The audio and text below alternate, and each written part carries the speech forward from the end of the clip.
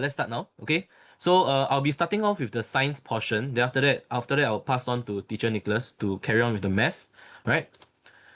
Okay. So mainly, our job here is to give you all some insights about what are some key changes from primary moving on to secondary school. Okay.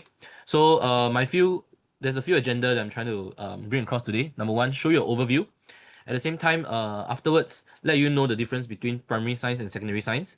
And then some of you may be interested in the differences between IP and O level, and maybe about SST and IB as well. And then lastly, we can give you some tips on how to bridge the gap. Okay. Okay, so first thing first, right? We need to know what has changed. So previously, 2023 and before, okay, what happens is that there is this after PSLE, right? There's four pathway. Either we go to IP, Express, Academic, or NT, Normal Technical, right? So as most of you all know, now there's a shift, right? We are going into full subject-based bending, which is what we call the G1, G2, and G3 now. Okay, this has already started quite long ago, but since last year, right, all secondary school has went into G1, G2, G3. Okay, so no more Express, no more NA, no more NT. It has been replaced with G1, G2, G3. Okay, in terms of difficulty level, G1 is actually quite equivalent in terms of difficulty level to the ONT, and then G2 is the same as NA, and then G3 is the same difficulty as the O Express level. Okay, and then one more big change is that at the Sec 4 and Sec 5, right, students will now no longer sit for the GCE O levels. They will sit for a new exam called the SEC exam. Okay, Singapore Cambridge basically is a partnership between Singapore and Cambridge. It's called SEC. Okay, then these papers here will be differentiated by the G1, G2, and G3 level. This is actually quite similar to what JC is already doing. Like in JC, there's a H1, H2, and H3. Okay. SBB being started in 2024, basically students are no longer locked into one stream. Okay. So for example, if a student's math is stronger, he'll be offered it at a G3 level, then his science at G2, but because his Chinese is quite weak, so he will be offered it at a G1 level. Okay. This ultimately make their entire subject combination more personalized, more flexible. So the PSLE score that your child will be getting in on 24th November will actually determine what posting group they will be entering in secondary school. Okay, so as you can see in the first column over here, if your child scores a PSLE score AL score of 4 to 20, so you'll be enrolled into the posting group 3, G3. They call it the PG3. Okay, so what does that mean? It means that most of your child's subject, okay, at the Sec 1, when they're doing Sec 1, they will be offered at the G3 level. Okay, and then if your child scores maybe PSLE score of 23 or 24, we are looking at the third column now, the third one. So if he scores 23 and 24, most of his subjects will be offered at the G2 level. Okay, and then if he scores 25 and above, like for example 26 to 30, most of his subjects will be offered at the G1 level. Right. So there's an example and a scenario here for you to have a clearer picture. So let's take an example of this student called John Lim. Okay, so his overall PSLE AL score is 16. So as long as you are between 4 and 20, you will enter PG3, posting group 3. So as you can see on the left row, that is her PSLE subject, and on the right row, those are the subjects that are offered at a different level. Okay, so John enters secondary school with G3 English, okay? And he will be taking E-Math at G2, Chinese at G3, and Science at G3. So you may be asking, how come his math is at G2 level, not G3? Okay, the reason why is because, right, during PSLE, his math score AL is AL6. Okay, so if you score an AL6, you will not be able to get the you will not be able to get the math at G3 level. You'll be getting it at the G2 level. Okay, But this G2 level can actually change throughout the year. After your WA, after your EOY. Okay, there are multiple checkpoints whereby they can promote from G2 to G3. Okay, and then as you can see, his other subjects like geography, the last column, geography, history, music, art, literature, all these will be offered at G3 level as well because John he's in posting group 3. Okay, so if your child is in posting group 2, most of his subjects will be at G2 level. However, if he has some subjects whereby he scores quite well, like for example AL2, AL3, okay, those subjects that he score well, he will be offered it at a G3 level. Okay, so one thing the parents you need to take note is this.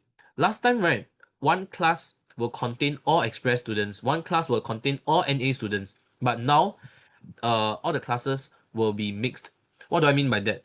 So in your class, right, as you can see in the middle here, in the middle over here, in your class, you may have uh students from PG3, you may have students from posting group 2, and you may have students from posting group 1. They're all parked in the same class. Okay, uh so this is one change that many parents may not know. Okay, so what happens is that when they are supposed to go for their relevant subjects, right, they actually have to leave their classroom to another location to attend the class. Okay,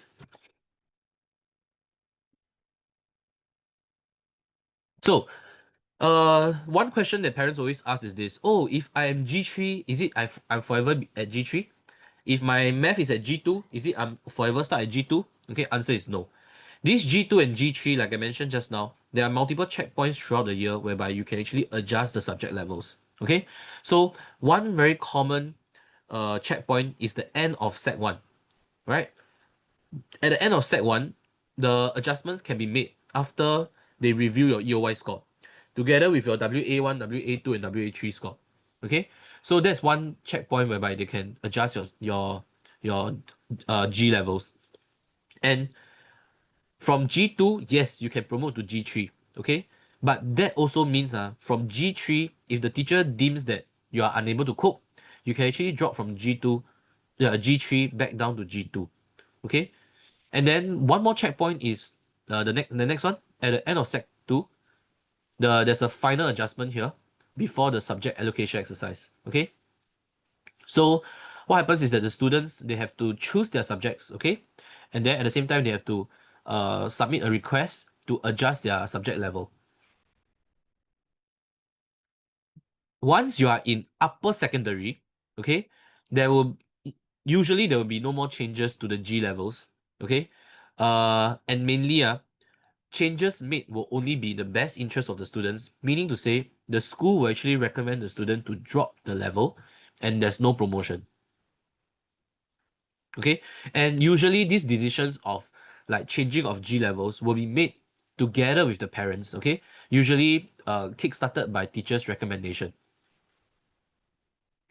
Okay, so over here this is just an example that I received this year. One of the students from Blue3, okay, they at first the student is doing G2 math and then G2 science, right? But he has been performing quite consistently and he did very well. So moving on to secondary 3, right? He's actually offered G3 math and G3 science, okay, and this is the letter that this is actually an online form that the parents receive. So at the bottom of the online form, the parent actually have to accept the offer, either accept or reject.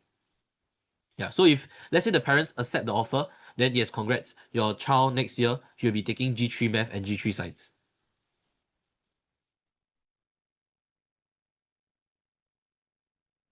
Okay, so we just wanted to add on this part here because I think a lot of parents are not very aware, okay, of actually what is going to happen after their Sec 4 exam. So I think everybody knows that it's either you go into poly, you go into PFP, you go into JC, okay, or you go into ITE. Okay, so I think I just wanted to point out something that you guys might not know, okay, that is that from this current Sec 2 batch, okay, going Sec 3 next year, okay, they will experience a new JC system, okay, where instead of our old L1 R5, which is your language plus one humanities, and then your next best four subjects, Okay, the cutoff point for JC back then was 20 points, and I think that's something that we've been very familiar with, right? But with this batch onwards, they're going to change it. It's going to become L1, R4, okay, and then the cutoff for JC will be at 16 points. Okay, do also take note, okay, that for your extra CCA points, your higher mother tongue points, it used to be capped at 4 points. So it will be like, let's say you got a raw of 12, be 12 minus 4, which means your score is 8. But right now, with this new system, they are reducing it, they are making it into 3. So let's say you get 11, then it will be 11 minus 3. Okay, come next. Thank you. Okay, so just to let you guys know again, okay, because of that drop in the L1 R5 to L1 R4, okay, the number of subjects actually required for JC admission has been reduced from 6 to 5. So back then, if you wanted, or rather, from this current Sec 3 batch going Sec 4 next year, if you wanted to enter JC, you minimally must be able to take 6 subjects at the G3 level, and all 6 of these subjects will be used for your score later on when you are trying to apply for a JC. But with this new change, okay, the current Sec 2 going Sec 3 batch, okay, they only need 5 G3 subjects. So in some ways, you can think of it as, did the criteria to enter JC become slightly easier or slightly more lenient? I think the answer is yes. Okay, because now you only need to take 5 G3 subjects, which means you don't have to be good at 6 different subjects for G3. You just need to take 5 G3 subjects. So for those of them who actually feel like, maybe JC is not my path because it's very hard to get in. Okay, times have changed. Okay, and I think in some ways, the government is also trying to encourage students, okay, to enter JC, because I think right now there's a shift between which is better, like JC is better or Poly is better. Okay, but we're not here to talk about that today. Okay, so we're just telling you that there is a new update of the JC admission criteria. Next. Okay, so what does this change mean? Okay, why are we telling you this at the very start? Your kids probably haven't even entered Sec 1 yet, right? Okay, so why is this important to you? Okay, because with JC admissions, right, last time, okay, or maybe back in my time, okay, we used to take like 8 or 9 subjects. Okay, I'm not sure based on your parents' time, right? Like how many subjects is the minimum? But generally, we're taking about 8 to 9. Okay, with the new change in the SBB, it was at about 7 to 8 because that was sufficient to to enter poly or JC. Okay, but right now, okay, with this new even new change, right? L1 R5. You think about it, sorry, L1 R4. Okay, if you think about it, actually you only need 5 proper subjects to enter JC, right? Which means right now the trend is no longer taking 9 or 10 subjects, getting that 9 or 10 A1s. Okay, it's not about that anymore.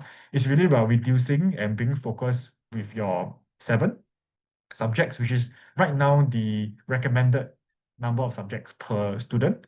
Okay. Or if you want to stretch yourself a little bit, let's say you belong to a relatively better school, okay, maybe 8 subjects. But they do not offer 9 subjects anymore unless you are taking maybe like third language or like arts or like music, right? And there are even some schools which say, you know what, we believe that our students should just focus on 6 subjects. And hence, they made it is either you take 6 subjects, if not, you take 7 subjects. So there's a very big shift in number of subjects being taken now. Okay, back then we were 8 or 9. Now it's somewhere between 6 to 8. And honestly speaking, if you ask for my opinion, I would say 7 is like the sweet spot. Okay, but taking 7 subjects comes with a few risks, okay, which eventually we will share. Okay, and what does this also tell the students is also they are technically encouraged to use their free time, okay, to do other things. Okay, for example, focus on their CCAs, okay, do other things that they like. So not so much focusing anymore on just their results eventually. Okay, next. Okay. Another point that I wanted to point out, okay, was there was also another change in the JC system. Okay, so back then, okay, if you belong to my time or like generation, okay, our rank points was out of 90, right? So it's basically taking account into your 3 H2 subjects, followed by your other H1s, which is general paper, PW, and the last one is your last H1 content subject. So with 3 other H2 subjects. So right now, okay, it is being changed, and this change started with this current JC2 graduating batch. So the ones that are taking A levels this year. Okay, the new system is such that your PW, okay, which is your project work, is no longer a contributing subject to your rank points. Okay, so it will be pass or fail. Okay, and if you've taken PW before, you should know that it's not very easy to fail your as in your PW lah. Okay, so shouldn't be so worried about it. Okay, but I think the other bigger change here is that your H1 subject, okay, which is usually the contrasting subject, okay, will no longer be used for your rank points. Which means if you calculated, okay, right now out of last time it was out of 90, but now it's actually out of 70 points. So in some ways, they are also encouraging the students to, go and explore other things. Don't be so focused on their results. Okay, so when will this H1 be counted? Is only if when I add it back into your score, it pulls your overall rank point up. So that's when the H1 will be considered. So I think this is quite a big change, okay, because it is technically signaling to a lot of students to say, you know what, I want to focus on just the better subjects that you have, which are usually your stronger side, either science or I would say humans, right? And only those will be counted in your rank points. Okay, if let's say you do very badly for the contrasting subject, let's say you are not a math person, and because you are forced to take H1 math and you get, let's say, a C or D for your for your A levels, then it will not be counted anymore. But back then we were forced to count it as well. So I think there's a lot of changes made in the recent years, okay, with the SPB, with the change in the JC system, also the change in the admission criteria for JC. Okay, it seems as if there is a lot of focus and shifts away from just being good at studying, right? So this is what we're trying to inform you guys as well, because I think it's quite new information that a lot of parents still find it relatively confusing lah. Yep. Yep. So as I've stated, okay, in the JC system, okay, slightly less academic focus, okay, on your contrasting subject. Okay, you can basically focus on your strengths, okay, and not worry so much about the subjects that you are weak at.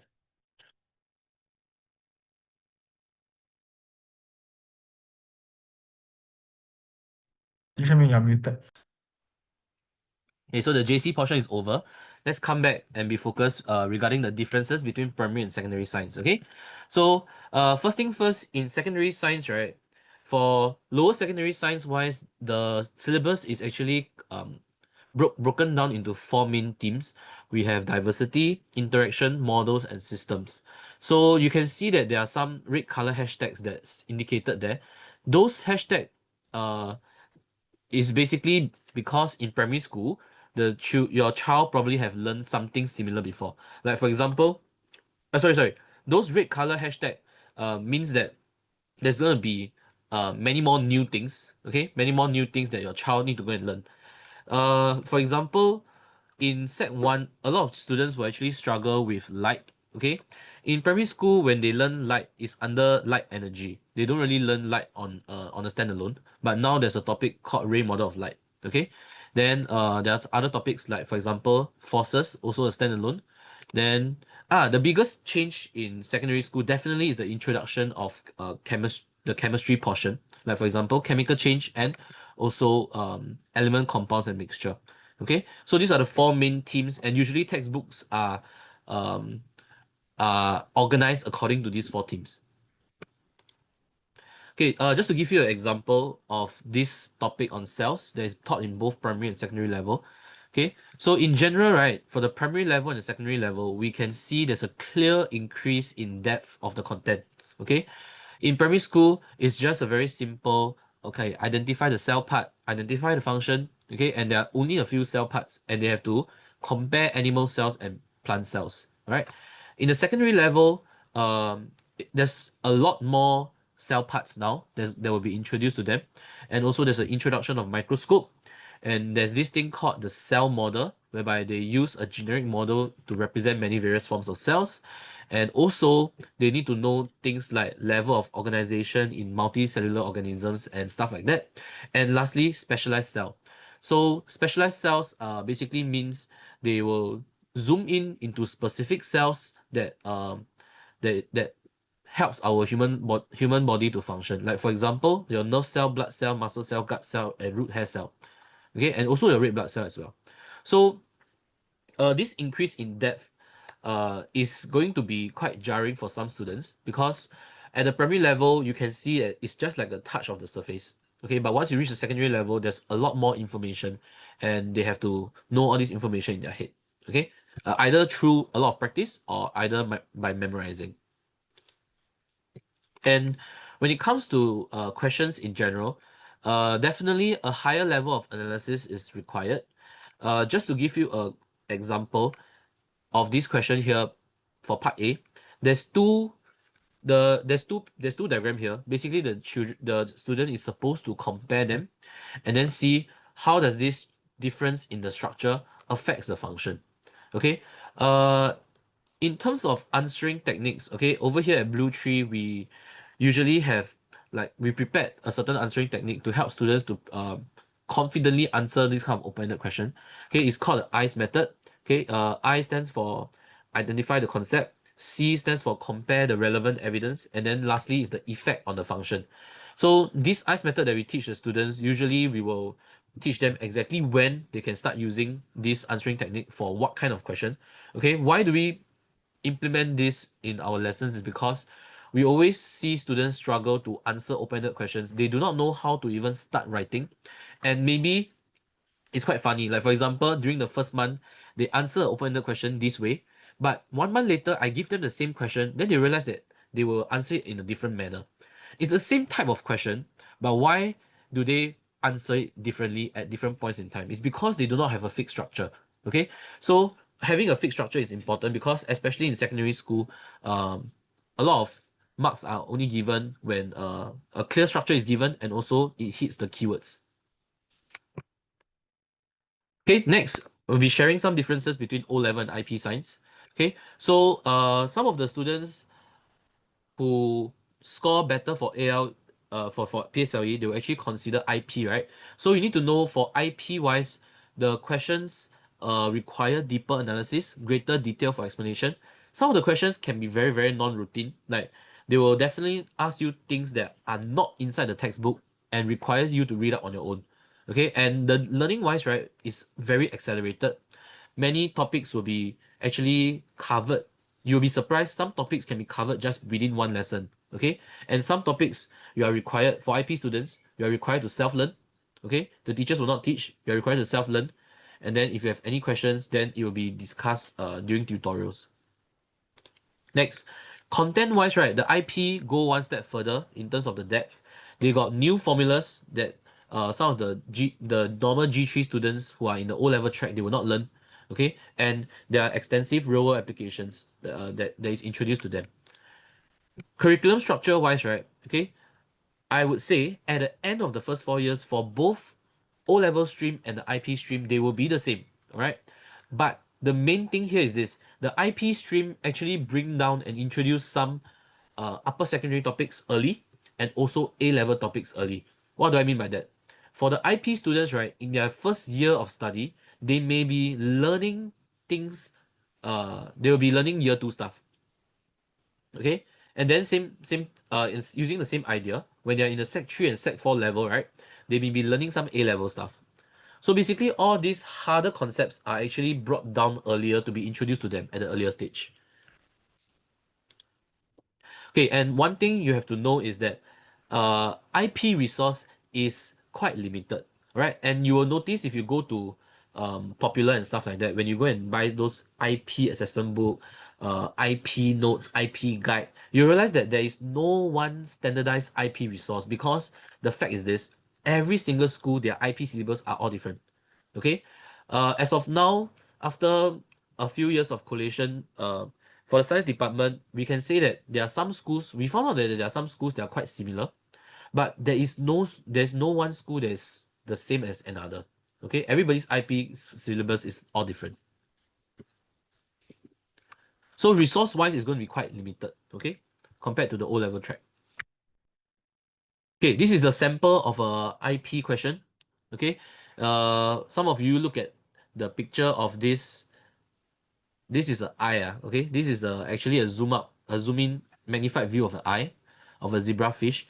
So some of the students who see, the moment they see this, they will be taken aback because they have never seen this before. In their textbook, they have never seen this before. In their worksheet, they have never seen this before. But the exams, they will still test, okay? Requires a lot of analysis on their own, okay? And as you can see at the bottom right, for the cell parts, there's a lot of things they have to know for IP students compared to primary school, compared to O level. Okay, this is a syllabus comparison for science, for the G3, for IP, and for SST. Okay, so for G3 level, right, you will be learning 8 subjects in your first year. Sorry, not 8 subjects, eight topics in your first year. All right, and then for IP, clearly there's more, around 3 to 4 subjects, 3 to 4 topics more, and these topics usually are Sec 2 topics. Okay, for SST, surprisingly, okay, SST tries to cram 2 years worth of science topics into the first year. Okay, SST is, I found out that SST is actually even more rigorous than IP, okay, in certain sense, right? So this is the comparison. Feel free to take a snapshot if you want, right? I'll leave it here for around 10 seconds, all right? So there's few questions, so let me address some of the questions, all right? So first question is, what's the difference between combined science and pure science? All right, combined science and pure science is not very relevant for lower secondary. But to give you an idea of what's the meaning of combined science. So in year one, right, when your child enters year one, when they take on science, okay, they take on Sec 1 science. Sec 1 science comprises of physics, bio, and chemistry combined. This is what we mean by combined science. Okay. But when you enter Sec 3 and Sec 4, okay, you have the option of doing physics on its own, pure physics on its own, pure bio on its own, and pure chemistry on its own. Right? So this is the pure. Then for some students whose science foundation is not very strong, their school doesn't allow them to take pure physics, pure bio, pure chem. So what do? They have no choice but to take combined science. Okay? So combined science will be either a combination of physics and chem or a combination of bio and chem. Okay, I'll type it in the chat. So the first option the student have when they go Sec 3 is either they take pure science, they choose 2 pure science out of the 3.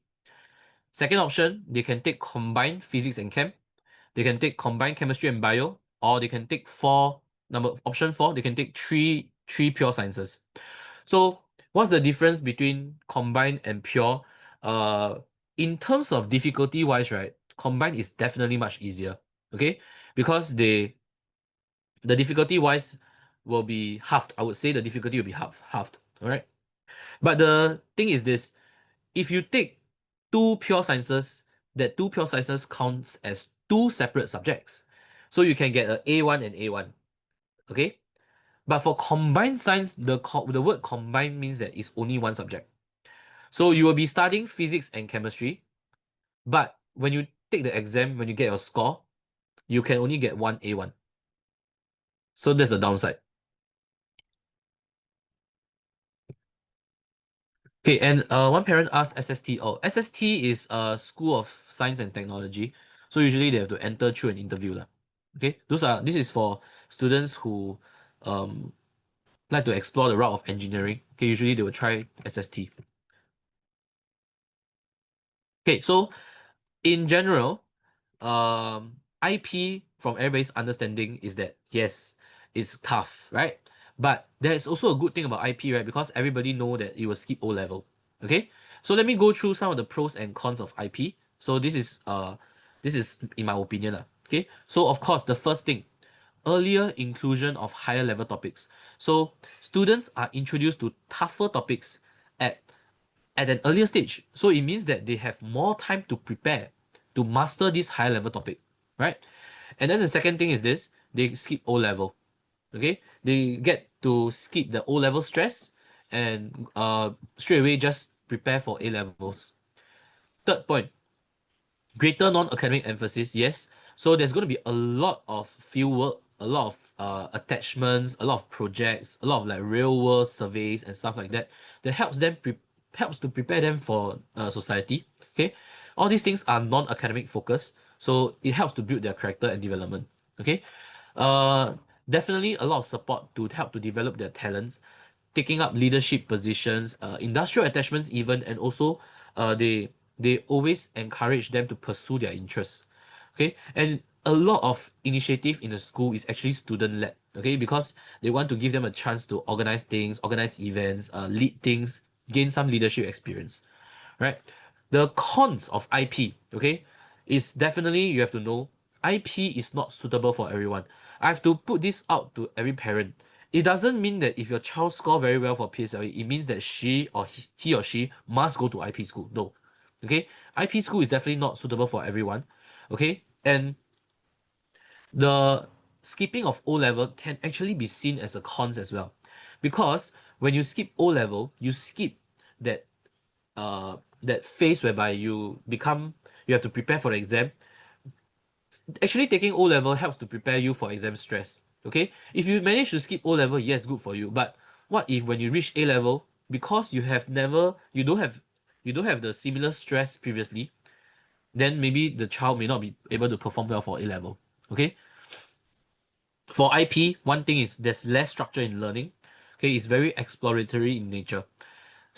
Teachers expect students to ask questions. Okay, teachers will not come to the student to feed them answers, right?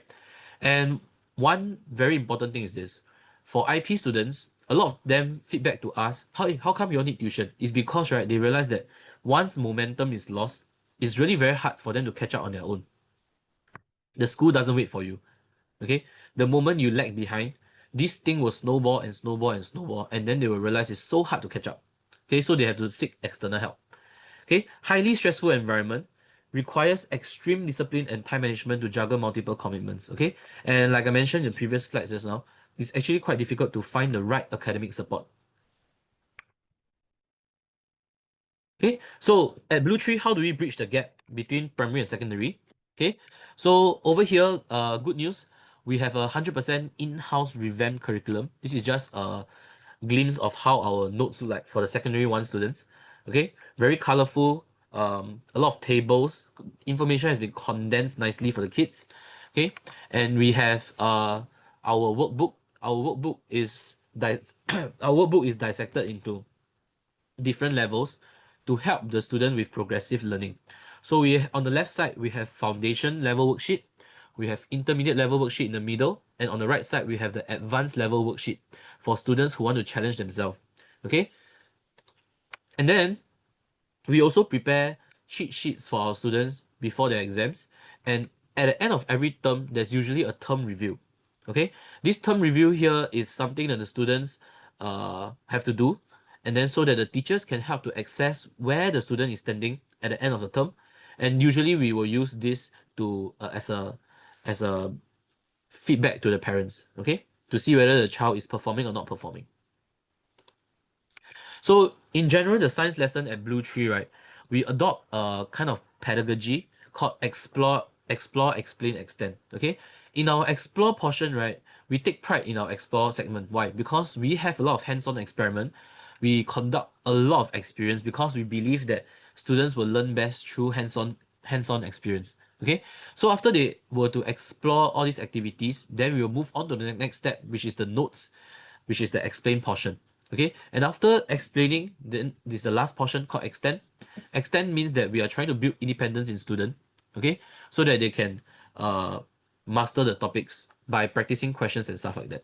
Okay, so uh at Blue3, we have regular G3 lessons, okay, and some of these G3 lessons can actually support IP students as well. If you are interested, please feel free to contact our admin line. We can give you more information on that. And we have exam preparation course as well. You realize that in the holiday period, we will conduct free revision webinars. We will conduct extra revision courses for students and stuff like that. Okay. And once in a while, your child will be called back for certain consultation periods and feedback sessions. Okay. And we also offer termly revision assessment. And one thing new that we've been doing since last year is that we have been going onto TikTok to do a lot of live teaching sessions. Yep. Okay. So I think you've heard a lot about the science side. Okay, so I think generally parents, one of the important questions that you'll be asking is definitely what is the difference between combined and pure. I think that's something parents are always very confused about. Okay, for math side, I think there is the same issue, right? Okay, which is what is E-math and what is A-math, and how come math is being split into two different parts. Okay, so today I'm here to kind of share with you, okay, not so much about the E and the A-math, okay, but eventually to tell you what your child will be expected to do when they reach the Sec 3 and Sec 4 level. Okay, so I'm gonna have the same agenda as okay, my science head teacher Xuan Ming. Okay, so first of all, I'm going to talk about the overall curriculum, okay, for secondary school. Okay, so I'm just going to flash out to you certain concepts. Okay, the numbers don't mean how many topics there are. Okay, it just means how many big teams there are. Okay, so in Sec 1, you have 10 big teams. Okay, and those that I put in black, okay, are basically those topics, okay, that your child has already learned when they were in primary school. Okay, then you will probably be asking, if they learn so much already, then how come secondary school is so hard, right? Okay, so of course, whatever that they learn is just a very, very small part, okay, of what they were doing. Okay, so they're gonna learn much more stuff. Okay, for example, in the first topic where we are gonna learn negative numbers, okay, that's something that will always trip the sec ones up because they just for some reason cannot understand why -4 times -4 is equals to 16. Okay, so if you've ever tried to explain this to your own child, okay, I'm not sure how many of them actually buy your explanation because to us adults, right, it's like -4 and -4 is equals to -16. Yes, I know it, but have we ever questioned why is it 16? Okay, and then you have all the other topics. Okay, but there is one big theme, okay, that you should realize, okay, which is in blue in Sec 1, which is 5, 6, and 7. Okay, algebraic expression formulae, okay, functions and graphs, equations and inequalities. Okay, all these three topics are actually under this very, very big chunk of topic, okay, which is known as algebra, right? Where most P6 students struggle with algebra a lot, even though the things that they were tested in PSLE is quite simple. Okay, in Sec 2, same idea. You're going to learn a lot of new stuff. Okay, usually around probability, Pythagoras theorem, trigonometry, okay, congruence and similarity. Okay, but generally speaking, whatever they learn in Sec 1 should bring it up to Sec 2.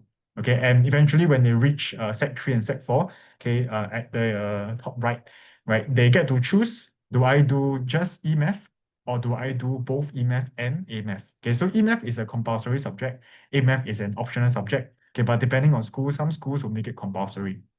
Okay, and I think for a lot of parents, a lot of y'all might have taken A-math before, and you know that A-math and E-math is actually two uh quite different subjects in themselves.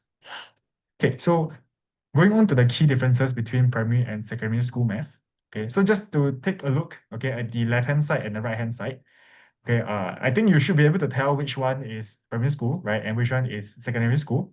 Okay, sadly to say, in PSLE, there was still MCQ, right? You can pick, if you don't know how to do, you can randomly roll a dice, hope that the number that you got is the correct answer. There's still a 25% chance. Okay, if you are smart, you eliminate two options, there's 50% chance of getting it. Okay, but sad news, right? For the Sec 1 kids, there will not be any more MCQ. Okay, so the ABCD is not to pick ABCD, is to do everything. Okay, and you will realize that there's this very magical phrase, which the kids really, really hate. Solve the following without the use of calculator. So to them is, I got calculator, right? I can click in everything, but cannot. You must show me the entire working. Okay, so even though you can give me the correct answer, but there's no working, it's still 0 marks. Okay, you won't even get 1 mark for that. Okay. Okay, another topic, okay, volume and surface area, okay, quite a common topic in P6, right? So again, left side is your primary school, okay, right side is your secondary 2 topic, okay, where they learn spheres, pyramids, and cones. Okay, and you can see that the marks allocation 1133, okay, that itself is already 8 marks. Okay, a lot of more information for them to read. Okay, so this will definitely throw them off, right? And they used to yeah, okay, so they're very used to seeing questions where it's very straightforward. But right now they're looking at questions that is not straightforward anymore. Okay, algebra, right? On top you see the on the left side you see the primary school PSLE. Okay, another MCQ question. Okay, pick one of it. Again, 25% chance to get it right. Okay, but at the bottom, okay, that's what they will see. Okay, very sadly in Sec 1. Okay, they have to know how to combine, okay, fractions.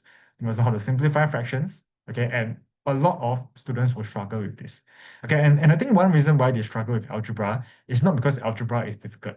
Because if you have been following your child's PSLE journey, right, you know they use a lot of 1U, 1P, 10U, 10P. So actually 1U, 1P is the same thing as algebra. Okay, I think what has happened is over the years, their seniors tell them, hey, algebra is very difficult, So they have the mentality where, oh, algebra is very difficult. But to be very honest, once they get the hang of it, actually, I think it's quite straightforward. Okay, presentation. Okay, not sure how many of y'all remember seeing this on your child's work. 5 units, arrow 90, 1 unit, arrow 18, right? Very straightforward. Okay, or 100% arrow 800, 1% arrow 8. Okay, very sadly to say, none of this will be accepted in secondary school.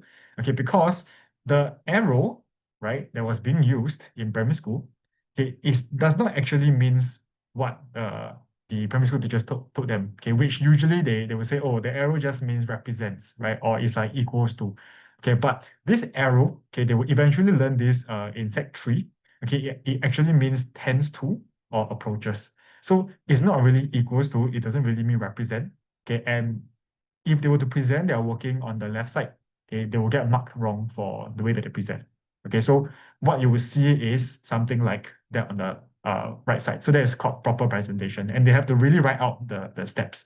Okay, if not, then they won't get the full method marks. Okay, another one that I think throws a lot of students off, right, is this explanation questions. Okay, and students always ask me, right, sure, why am I doing English in math? Okay, but the sad truth is O levels, okay, in the last revamp of their structure, 15% of the score is actually on explanation questions. So number one, if your command of English is not good, you wouldn't know how to word your answers. Number two, if you don't understand what you're doing, you're just doing the math every day, right? You don't actually know what am I doing. Then there's no way that you're gonna get this 15% of the marks.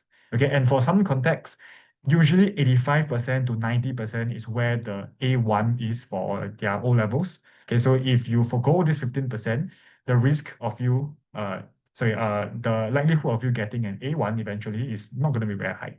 Okay, so these two questions were found in 2023, the actual O-level paper itself. Okay, and there's also moving on to this new type of questions, which is real life application questions. Okay, how are they different from the usual questions? Okay, multiple parts, high marks weightage, right? So you can see in part B, which is on the right side. Okay, this is from Fuhua Secondary School, 2023 end of year paper, 7 marks. Okay, a lot of information for you to read. Verify all the facts that you have, blah, blah, blah, blah, blah. Okay, show your calculations clearly state any assumptions made, 7 marks. Unguided, a lot of questions, and this is the last question of their second paper usually. So it's just a lot of information thrown at them. Okay, they need to understand, what do I use, what do I not use, what do I ignore? Okay, what is a distraction and what is the correct information to use? Okay, usually the odds of you getting 7 out of 7 quite low, right? Only the really, really good students will get full marks, but very rarely they will get. Some of them will get like 1, some of them will get like 3. Okay, but if you want to get like 6 or 7, I think usually it's not very straightforward. Okay, so this is a bit testing on their stamina as well. Okay, uh, because the O levels paper just went by, right? So I just wanted to share, okay, what is the implication of the most recent O levels EMath and AMath paper? Okay, and I think this is a bit more for me doing a forward looking for the Sec 1 students. Okay, so in this year's EMath paper, okay, I have a couple of observations. In paper 1, never seen before explanation questions. Okay, the easiest small marks questions were all traps. 1 mark, 1 mark, 1 mark, they were all traps. Okay, every student thought that it was easy to get, but every question had a trap. Okay, unique probability questions. So probability used to be a topic where students know it is 3 marks in O levels. It's very straightforward, but not anymore. Okay, and I think the worst thing that appeared this time around is the usage of certain AMath concepts, even though they were not full-blown AMath concepts, but they were derived from AMath concepts. And a lot of students felt like doing the EMath paper felt like doing an AMath paper, right? So that has certain implications. Okay, for the paper 2, okay, graph sketching did not come out. So graph sketching has been coming out for the last 20, 25 years. Every paper 2 had a graph sketching question. So basically, the students prepared for something that they were eventually not tested for, right? And then the last one is also vectors did not come out. So usually in paper two, vectors is one of those big topics that will always come out, usually at about 8 to 10 marks. But this time around, it did not come out at all, right? So also students spend a lot of time and effort preparing for particular topics, but they did not come out. And this was not seen in the last 20 years. Okay, for A math, okay, paper one, a lot of weird marks allocation. Okay, for example, 7 marks question, okay, in a prelim setting could mean maybe like 15 lines of working. But the 7 marks question in the paper one was maybe only like 7 lines of working. So a lot of students were thrown off. Okay, they overthought in the exam. Am I not doing this right? Am I under thinking this? Okay. And then there were a lot of E-math concepts and topics used in the A-math paper. Okay, and it required a lot of understanding. Okay, if not, you wouldn't know how to solve the question. Paper two, same concepts, weird marks allocation, E-math concepts, and also never seen before question types. Okay, I basically tried both papers already. Okay, as a tutor, I definitely managed to finish the paper in about 60% of the time. Okay, and could do every question. Okay, but that is because I've been a tutor for like 9 years, right? So, it's easier for us. But can you imagine the stress on the kids itself when they were going through this? Okay, so what's my overall observations and trend? Okay, I think number one, the mix of E and A math topics in both E and A math papers gave A math students an added advantage. So I know some parents will be like, then isn't this unfair? How come like they can do this? So I'm not sure what is happening to the new O levels setters. So I did tell my students, do get ready for more of this in the next few years. Okay, weird marks allocation. So students need to be very, very confident of what they're doing. Okay. And I think there's this important misunderstanding, okay, that I need to clarify. Okay, in the past, if you do enough tenure series, okay, or known as TYS, you will get your A2, you minimally get a B3, you shouldn't get anything less than that. But sadly to say, I think from now onwards, I don't think that is the case anymore. Okay, students need to do much more than just doing their tenure series. They need to do more prelim papers and really, really prepare themselves for what is about to come. Okay, so moving on to the key differences between O levels and IP. Okay, so I think teacher Xuan Ming has shared quite a lot on this, so I won't go so in depth. Okay, but I just wanted to talk about maybe the IP and your main and your G3. Okay, because I think most of the general audience should be around that. Okay, for IP, they generally bring down topics from the next few years. So Sec 1 bring down Sec 2, Sec 2 bring down Sec 3 or Sec 4. And then at Sec 3 level, they could be doing some JC stuff. So for example, I have some Sec 3 IP and JC students, okay, and they're already doing JC stuff, JC content, right? And for myself, because I haven't touched the JC content for so long, it's really on us to go and learn and then help them on the side. Okay. At the end of the day, there are no significant differences except for certain JC concepts that are being brought down. Okay, but generally speaking, they should learn 90% of the same thing. Okay, but that also means that when they enter JC, the IP students do have a slightly added advantage. Okay, for the IP, okay, it's more integrative, more non-routine. Okay, and I think a lot of students will find it very difficult to identify topics when they are doing the IP paper. Okay, so definitely a difference in their levels lah. Okay, and also as mentioned, the resource availability, not a lot. Okay, most IP schools are very, very, very protective of their curriculum, so they generally tend to not share with like anyone else. Okay, so if you do happen to have a kid that is in IP, just know that your materials are worth a lot lah. Okay, maybe you want to go and auction it somewhere. Yeah, I think you can fetch a very high price. Okay, so showing you on the left and the right. Okay, just have a fair sense. Okay, in Sec 1 when you're learning real numbers, which is likely the first or second topic, what and also algebra, right? On the left side, you will see the mainstream or the G3, G2 kids type of questions. The one on the right side are those the IP students are doing at Sec 1, right? Same topic, same subject, but very, very, very different in terms of what I would say curriculum requires them to go through. Okay, honestly speaking, when I look at the diagram for the ninth question, like I was also very confused at first, like why is there so many lines there? Okay, still got two rectangles, one circle. Yeah, just a lot of things, a lot of information. Okay. Okay, so bridging the gap, right? So I think To summarize the entire secondary school, I would say experience, right? What are some challenges that a typical P6 going to Sec 1 will face? I think the first two very obvious ones, time management, right, and discipline. So why? Because increased number of subjects from 4 to 8. Okay, CCAs, if you are in a sports CCAs, that's 3 times a week. And when there's competition, maybe it can go up to like 4 or 5 times a week. Okay, new friends, right? Increased freedom because they are spending much more time in school. You guys don't really have as much control over them anymore. Okay, so how? Okay, how do we advise them to manage their time better, right? So I think scheduling is one. Okay, having a good timetable. A good timetable doesn't mean 1 hour of math, 1 hour of science, 1 hour of English, 1 hour of job, 1 hour of history, 1 hour of blah, blah, blah, blah, blah. Okay, by the time they reach the eighth subject, they're going to knock out, you know. So it includes having sufficient breaks, okay, sufficient play time. A lot of them like to play Roblox, I don't know, Minecraft, right? There's a lot of like TikTok scrolling and things like that. So I think it's learning how to prioritize what is important for you. Okay, and I think generally a lot of parents when they're moving on from P6 to Sec 1, right? This is a part where you are struggling because you don't want to give them too much freedom, yet they are telling you, I'm very stressed at school. Can you give me more screen time? Okay, but what is more important, okay, for those of you who did come for our open house, okay, I did share this, okay, which is one of the main I would say differing factors between IP students, okay, or successful students, right, versus a typical G3 or mainstream student, is this idea called grit, okay, which is being able to, be motivated and like determined to go through obstacles, okay. So a lot of IP students, when you teach them, okay, and you want to share information to them, they'll always tell you this thing, Cher, don't tell me, I want to find out myself. Cher, don't tell me, I want to solve it myself. Okay, because to them, when you tell them the answer, there's no fun in it anymore. Okay, they might hate the subject, they might hate math, but they will still spend the next 3 hours trying to solve. So I think that's one very, very big difference between the IP kids. And generally speaking, is due to the environment because everyone inside those schools are like that.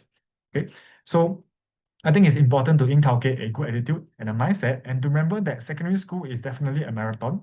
Just because you did well in the first 2 years does not mean that you will do badly, that you do well in the last 2 years. But just because you didn't do well in your first 2 years doesn't mean that you won't do well in your last 2 years. Okay. Okay, the other one is this one was, as well, okay, which is quite important, I feel. Okay, a lot of students, right, are memorizing, right? For example, for math side, when you are in primary school math. Okay, not sure how many of these terms will sound familiar to you. Constant difference, equating numerators, supposition type 1, 2, 3, okay, units and parts, okay, unchanged quantity.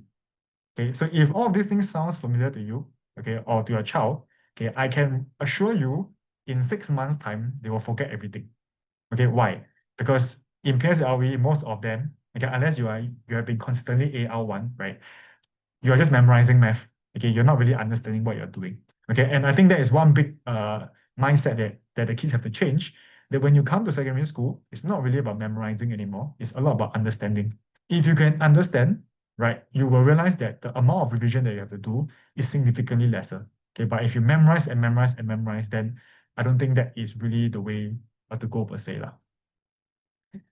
Okay, so on my side, okay, I think okay there are two books that I will recommend. Okay, if you are going to G1, your G3 or your IP route. Okay, on the left side is your G3 book. Okay, I think a lot of students use this. I think this book itself is very good. Okay, we are not in any partnerships with like Popular. Okay, so selling them, okay, will not give me any money. Okay, but it's really for your own good lah. Okay, on the right side you have the IP book. Okay, but I can tell you that this IP book is not sufficient.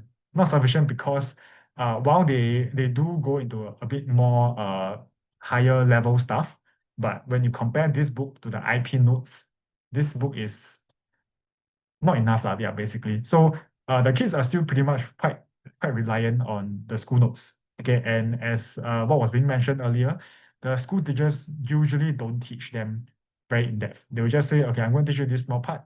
The rest of the things you go back and learn yourself. Okay, or like HBL, okay, or you learn it on the SLS.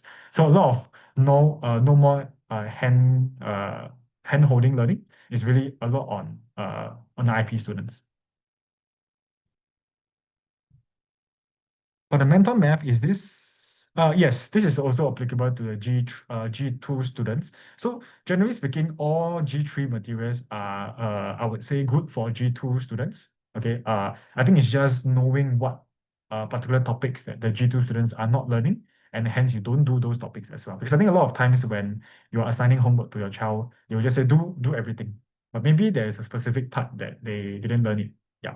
Okay, so at Blue3 Academy, okay, for the math side, okay, we do also provide G3 regular lessons. Okay, we also have IP classes. Okay, but the IP classes are quite limited because we understand that these IP classes are, rather the population of IP students are not that much. So we don't have a lot of classes catered to it. It's at very specific locations. Okay, we have our topical booklets, okay, which I will show you some of them. Okay, our topical revision, okay, we will have different topics to revise. That means compiled questions. Okay, we have mock tests. Okay, on the right side, you have our courses, our topical crash course, our webinars, okay, our live teaching, TikTok. Okay, and also if you follow our IG or TikTok, we have some videos. Okay, and then something that was newly introduced by myself, which was the O-level prep course, but that is for Sec 4 start, so I won't really share so much in depth. Okay, so what will the students see, right, when if they do sign up and come to Blue3? So notes, they are like this, okay, all made into colors, okay, all typed out. Okay, we basically consolidated the important things and put it into one place. So if I were to be very, very honest, the students can use our notes and don't technically have to refer to the textbook. Yeah, so that is how extensive our notes are. So very focused, very concise. Okay, so they will see things like this. Okay, so maybe some FAQs, okay, in case, so okay, wait, there's another question. In your experience, any kids who are eligible for IP but choose yes, okay, so the question asked by, is in your experience, any kids who are eligible for IP but choose the G3 path? Yes, and it's for many varying many varying reasons, okay? So, can give some context, right? Do I go to an IP school that is really, really far from my house? Or do I pick a relatively good G3 school that is like right near my house? So there is that dilemma of do I be as in, do I go somewhere that is like very out of reach, right? Just for that IP route, okay? Or do I go to somewhere that's a bit more comfortable, okay, like a bit closer? So that's this one, so like distance from their homes.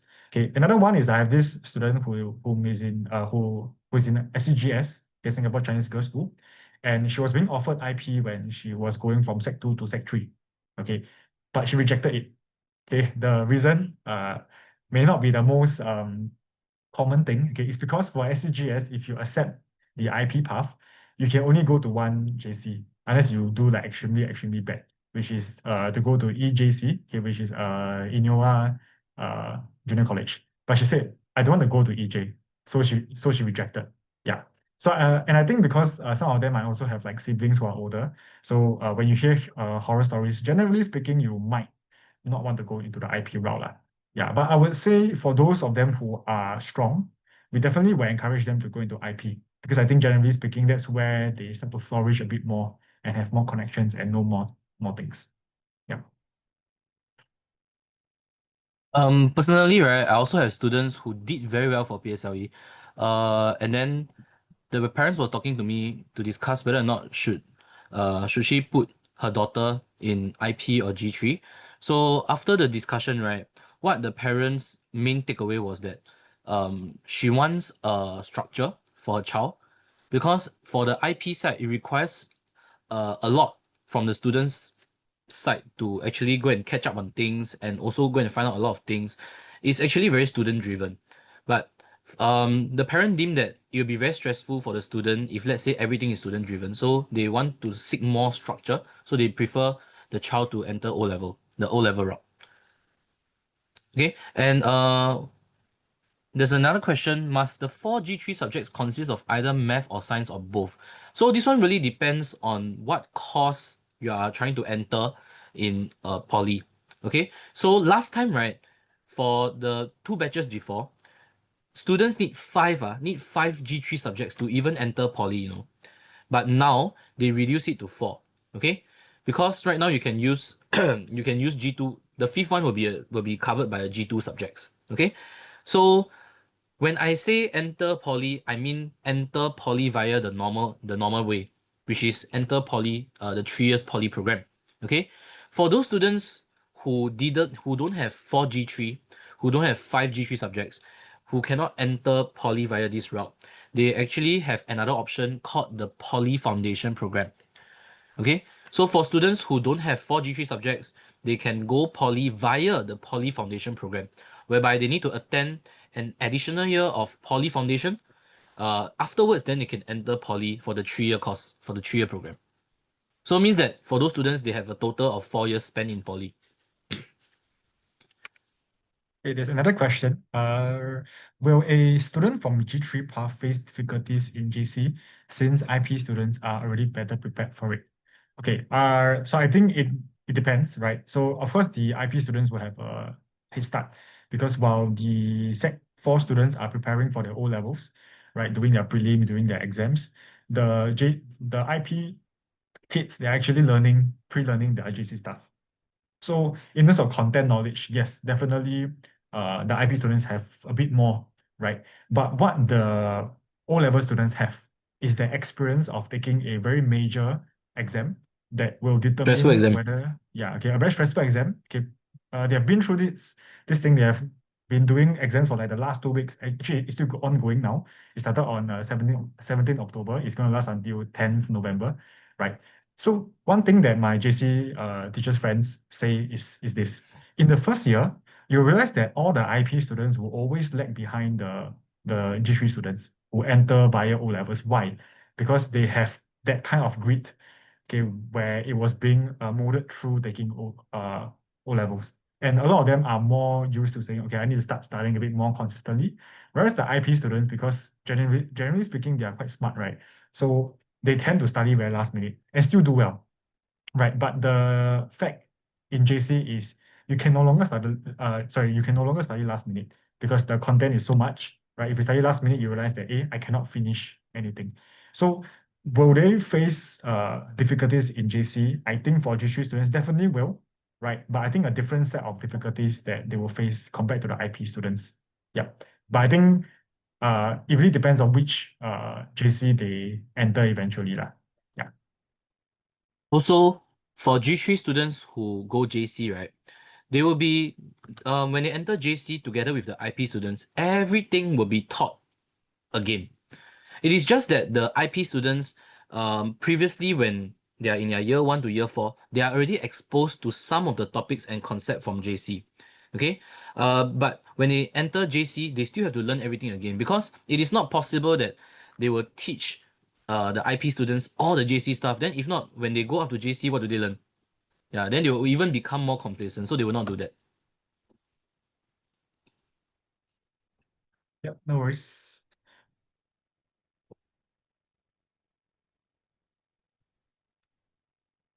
Okay, so while waiting for any more questions, okay, just wanted to share. So I think the whole idea of us sharing this I would say webinar, right, is really to help you all understand a bit more about what the secondary school curriculum is about and what the secondary school curriculum or school feels like. Okay, I think as of right now, most parents don't feel anything yet because I think the results are not out yet, right? So we understand, okay, and we're not asking you or commit with us and do this or like do that. Okay, it's really to kind of like tell you, oh, these are the things to expect. Okay, because on the 27th of November, okay, I think it's here. Yes, okay, on the 27th of November, you're gonna have another talk. Okay, of course we won't talk about the same thing lah. Okay, so this talk, Teacher Joe will be there as well. Okay, so it will be a bit more of like an informal chit chat session. I think most of you are a bit more familiar with like Teacher Joe herself, right? So you can keep this time, okay, or date on your calendar. Okay, we're gonna talk a bit more about varying, I would say like different things. Okay, how to pick your schools, right? Because I think we are gonna select your schools at about 5 or 26 November onwards, right? So I think this talk will just come in very nicely. We'll share with you what are some considerations that maybe you haven't thought of, right? And then help you select the schools that your child essentially might want to go. Okay, and then also talk a bit more about IP. Okay, because Teacher Joe herself, her son, who is currently in year 4. He's in TJC, so he's actually also in the IP route. So she should also be able to share a bit more about IP with you guys lah. Mhm. But for And her her, daughter is in IP. yeah, and the daughter is in IB. I think it's SOTA, IB, if IB, I'm not yeah, correct. wrong. Yeah, IB. Yeah. Yeah. So basically, we have everything covered lah. Okay. So yeah, it's to pretty much share with you what is about to come. And I think the 27th November talk will be the one, right, that you guys will be a bit more urgent, right? Because that is when you are deciding, hey, do I spend 45 minutes traveling to that school just because it's better, or do I spend 10 minutes walking to that school just because it's closer? Okay, and I think during the Mhm. talk itself, we're going to share with you a bit more on that. Okay, not so much on the differences about, oh, math is like that, science is like that. Okay, so that will be the focus on the 27th November talk. Okay. Okay, so I'm just going to leave the floor open, okay, for another few more minutes, okay, to see if you guys have any more questions. Okay. Okay, just to share, right? Mainly my personal advice for parents, right? For Sec 1, for Sec 1 in general, okay, my advice to parents is that help your help to ensure that your child is coping. When I say coping, does not mean that every subject A1 okay? When I say coping, it means that they are coping well in terms of their friends, coping well with their CCA, coping well with homework, coping well with exam. Okay? So it is not just academic focus because you will realize that your child will be going through a lot of things, a lot of new things in Sec 1. New friends, okay, the interaction will be very different, new CCA, more time spent in school, they will feel very tired when they reach home, okay, and stuff like that. Yeah, so do ensure that during the Sec 1 they can cope, okay, and parents, it'll be very good if you all can be their emotional support. Okay. I always tell my Sec 1 students, okay, you are not preparing for O levels, okay? You are preparing for your Sec 2 streaming exam. Because the Sec 2 streaming exam, in my opinion, is one of the more important exam as it can determine what path you can take in the future, okay, based on the subject that you choose, right? But for you to even be prepared for the Sec 2 streaming exam, first you need to make sure that your environment in Sec 1 is correct, is ideal for you to learn. Yeah, yeah, okay?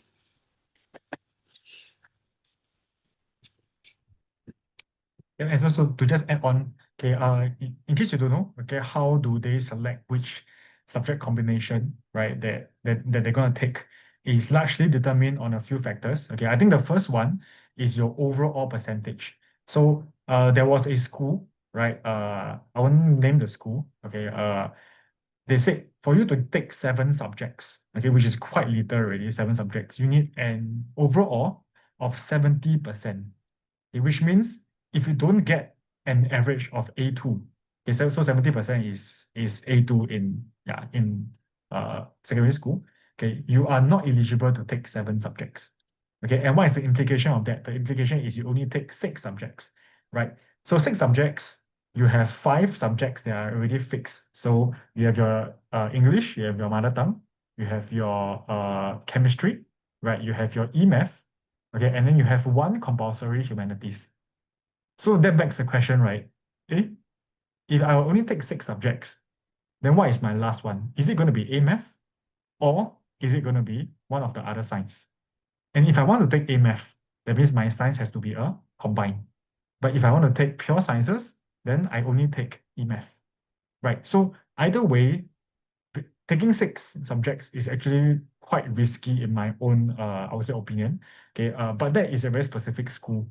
Okay, and I think we can talk a bit more about that on the 27th. Okay, so do note that different schools have different criteria for them to take number of subjects.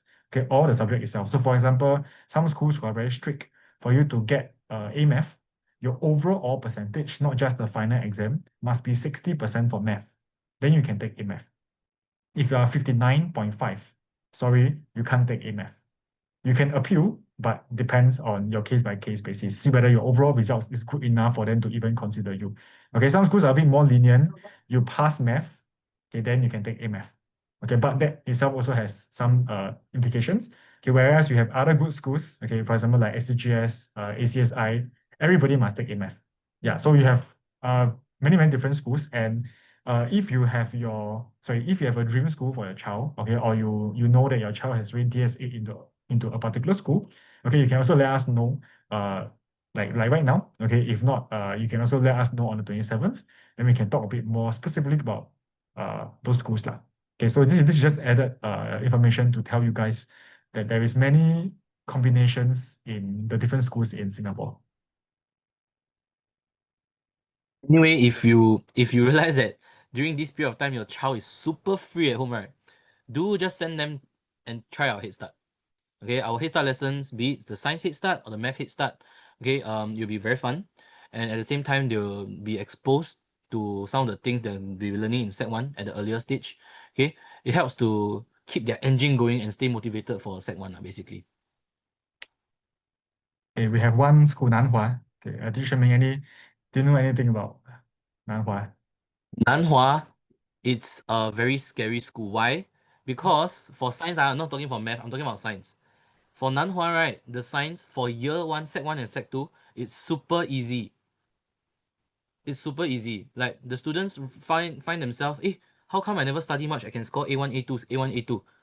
But the tough part comes when it is Sec 3 and Sec 4. The difference between their Sec 3, Sec 4 difficulty and Sec 1, Sec 2 difficulty is drastic. It's super drastic. Many students, once they reach Sec 3, they realize that, how come I put in the same effort last time, then I cannot score anymore already? Yeah. So this one, students who go Nanhua must be careful. Yeah. Okay, so for myself, Nanhua, I don't really have a lot of students from Nanhua. Okay, but from those two students that I had, the math at an A math level, the school is very specific on the way that they present, how much information they write, right? And what are the essential information that a lot of schools don't write, but Nanhua must learn or must test. So becomes a bit different in the way that they teach their content. But this is just for A math because I only taught Nanhua students from A math. But I know my own brother, he's from Nanhua, but that's many ages ago lah. So I don't know what is his experience like. Okay, STC. I think you are referring to Saint Tanjong, Teresa Convent, sorry, Saint Teresa Convent. If CSIJ. Yeah. I'm, is it Saint Teresa Convent? Can you just confirm that for me? Yes. Okay. Okay. So I myself, I have one Sec 4 this year. Sorry, two Sec 4s this year who just graduated, and then one Sec 2 this year. I would say for STC, okay, based on their feedback, they are not sure about the rest. They say that their math teachers are not good. So I'm not trying to smoke anyone, okay, but I think yeah, so I think when they come, they will say that, oh, my teacher don't teach very well and like all these kind of things. So so a lot of times they rely a lot on the tuition teacher. Okay, but I think for their papers wise, it's quite okay. I would say at the average G3 standard, so not very difficult scheme of works, not very difficult content. Okay. NJC, Okay, sorry, yeah, wait, go ahead. for myself, Yeah. right? I have I have 4 Sec 1 STC students and I got around 6 to 7 Sec 2 STC students. Okay? Why so many STC students? Like what teacher Nicholas say, I don't know, the students say one. They say that the science teachers cannot teach. Especially for my Sec 2 STC students, right? They say that when it comes to the physics topic, they realize that the teachers just can't teach. So especially in Sec 2, they have a lot of physics topic like forces, electricity, heat transfer, and stuff like that. So they're always struggling, which is why they come for tuition. Yeah. But in terms of difficulty wise for science, right, for STC, I would say it's decent. Okay. Uh, and the difficulty level is just nice, the same difficulty level I would expect for assessment book, the kind. Yeah. Most students at Blue3 are from where? Okay, so because we have 7 branches, so actually we are quite spread out across. So I think it depends on which branch you're talking about. We have a few branches in the west side. Okay, so those west side students are generally from NJ, SCGS, ACS Barker, ACSI, STC, right? What else? Bukit Merah, Gangnam Sec. For the more central side will be your St. Andrews, your St. Gabriel's, your ACSI also. But those sorry, we also have certain branches in Tampines. We also have certain branches in like Sengkang, at Woodleigh Mall. So I would say quite widespread. So unless you Mm. have a specific location that you want to they want to know, maybe I can better advise where most of the Blue3 students are from. But I have a lot of CHIJ students from STC, from Toa Payoh. Yeah. Okay, another one, NJC, All right. SCG, and RI. Okay, Teacher Ming, do you have any RI students? I don't have, but I have last time. From my understanding, RI syllabus based on my own research as well, right? The sec one level is already very difficult. Yeah. RI super difficult. The sec one students are expected to solve sec three problems. Yeah. This is the same for Hwa Chong also. Yeah, same breed lah, same breed. Yeah. Yep. Okay. NGC SCGS. I'm very familiar. I have about six SCGS students and like five NJC students. So for SCGS, I'm not sure if you're talking about the mainstream or the IP. Okay, SCGS is one very weird school. Okay, they like to bring topics down from the next level. So Sec 1, they might be learning Sec 2 stuff, okay, and they like to rearrange orders. So usually for Sec 2s, the last topic is called statistics. But for SCGS, they teach it at the first topic. So that is one thing about SCGS. SCGS is trying to run its mainstream a bit like IP. So instead of using the textbook, they actually use their own books. So they have their own like I would say booklets, right? That they have their own notes and everything. So the students use that. And for the A math syllabus, it's quite jumbled up. Yeah. For NJC, Yeah. yeah, sorry, Mm. go ahead for Sorry, SCGS. because I got something to add for SCGS also. For SCGS, right, for the science, right, like what teacher Nicholas say, even though they are like O level, but they try to act like they are IP. So their syllabus for science also quite different. They Sec 1 students for SCGS, right, they actually learn forces. Other schools learn forces in Sec 2, but SCGS is like one of the rare schools that learn forces in Sec 1. Okay, then Okay. okay, so I think you're talking about IP for SGS. So SGS IP is quite similar to their main to O-level syllabus. Yeah, because I Yes. one of my child's sister is in SGS IP. They generally follow Mm. whatever that they learn in the mainstream. Yeah, that's for the IP. For NJC, totally different ball game. NJC, if you have a child in NJC, you cannot go to a normal G3 class, you cannot go to a normal IP class because NJC's math department is quite infamous. They It's a computing and math department, okay, where they jumble up everything. They teach it in an entirely different flow, but I actually believe that the NJC's way of teaching is better because they jumble up they group up all the similar topics, I would say together, and then they teach it all one shot. So if a topic was covered in G3, Sec 1, Sec 2, Sec 4, NJC learns it in like one shot. But that is also good because the students learn, oh, in this topic, let's say stats, there are all of these things that are being learned. In, let's say for like algebra, they learn Sec 1 and Sec 2 all together. Then they realize, oh, actually algebra has so many things. But with that said, that also means that the students, they themselves are very bright because they almost get everything quite instantly, right? So for the NGC papers, very difficult papers, very difficult weekly assessments, okay, and very challenging just overall lah. So I would say that my NJC kids are quite smart. Like if I were to put them in a G3 context, they will be easily getting 80 to 90s. But at the NJC level, they are getting like 60s, sometimes 70s if they are lucky.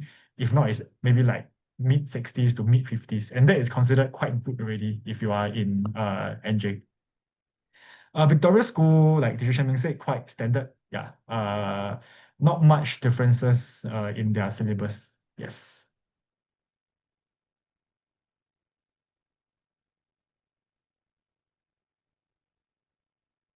Yeah. So I think there are a lot Okay, of so parents. Yeah. Sorry, go ahead. Yeah. one yeah, one parent asked, since there are many schools have topics that differs, right? So how do we support the children?